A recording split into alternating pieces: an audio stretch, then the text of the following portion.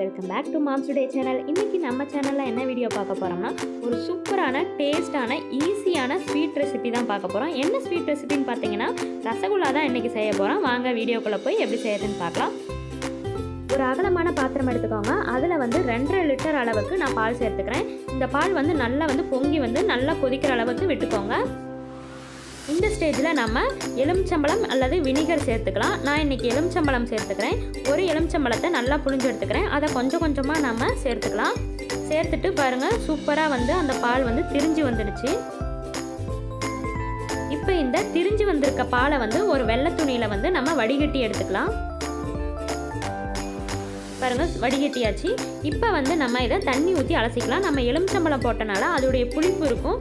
அதனால் நம்ம இந்த மாதிரி நம்ம அலசி எடுத்துக்கலாம்.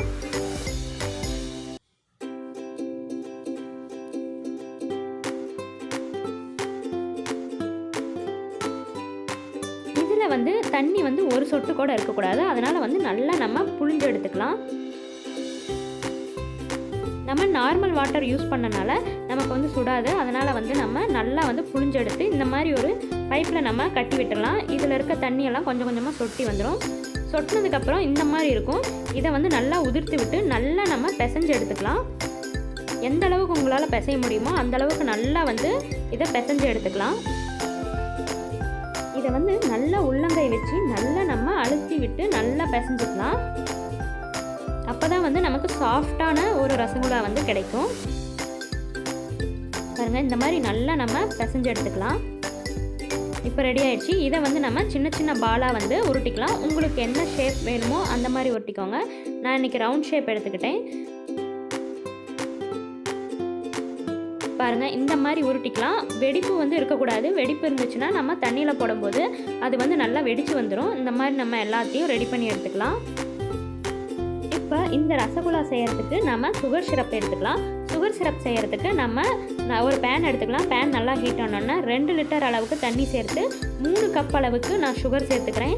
சேர்த்துட்டு நல்லா இதை கொதிக்க விடலாம். இது ஒரு கம்பி பதம் அந்த மாதிரி கம்பி பதம் வரக்கூடாது.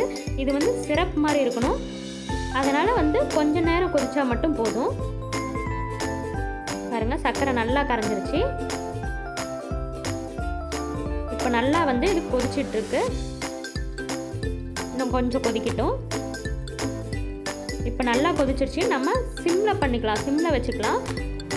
சிம்மில் வச்சுட்டு ஒவ்வொரு பாலாக நம்ம சேர்த்துக்கலாம். எல்லாத்தையும் நம்ம சேர்த்துட்டு இதெல்லாம் நல்லா நம்ம கொதிக்க விடலாம். நார்மல் ஃப்ளேம்லேயே வச்சுக்கோங்க. அப்போ தான் அது உதிர்ந்து போகாமல் இருக்கும். பாருங்கள், இப்போ நம்ம போட்டதை விட 1 மடங்கு இன்க்ரீஸ் ஆகிருக்கு. இதை நம்ம நல்லா கொதிக்க விட்டுக்கலாம்.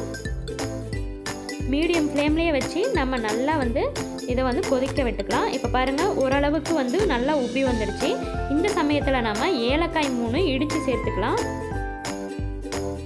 ஏலக்காய் போடுறதுனால அதோடைய ஸ்மெல் சூப்பராக இருக்கும். நம்ம நல்லா கொதிக்க விடுறது மூலிமா ஒவ்வொரு பங்காக அது பெருசாகிட்டு இருக்கும். இப்போ 2 செகண்ட் மட்டும் ஹை ஃப்ளேமில் வச்சு அடுப்பை ஆஃப் பண்ணிடலாம். ஆஃப் பண்ணிவிட்டு பார்த்தோம்னா சூப்பரான டேஸ்டான சாஃப்டான ரசகுல்லா ரெடி ஆகிடுச்சு. நமக்கு பாருங்கள், சூப்பராக ரெடி ஆகிடுச்சு. நீங்களும் ஒரு தடவையாவது இந்த மாதிரி செஞ்சு பாருங்கள். ரொம்பவே டேஸ்ட்டாக இருக்கும். சூப்பரான சாஃப்டான டேஸ்டியான ரசகுல்லா ரெடி ஆகிடுச்சு. ரொம்ப சாஃப்டாக ரொம்ப பஞ்சாட்டாக இருந்தது. பாருங்கள், உங்களுக்கு அழுத்தி காமிக்கிறேன் எந்த அளவுக்கு சாஃப்டாக இருந்ததுன்னு காமிக்கிறேன்.